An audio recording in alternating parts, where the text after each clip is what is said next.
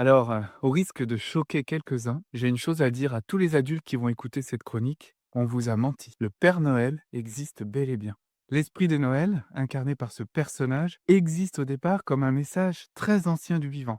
Un message qui revient précisément à cette période chaque année. Car autour du solstice d'hiver, dans la nature, en apparence, il ne se passe presque rien. Les arbres sont nus, les sols sont froids, la croissance est invisible. Tout semble immobile, silencieux, endormi, et pourtant, c'est un moment décisif. Le solstice marque un point très précis. La nuit est allée au bout d'elle-même. À partir de là, la trajectoire change, la lumière va recommencer à croître dès le lendemain. C'est pas la victoire éclatante de la lumière sur la nuit, c'est une infime réorientation presque imperceptible. Chez les peuples celtes et nordiques, ce temps, ce sabbat, portait un nom.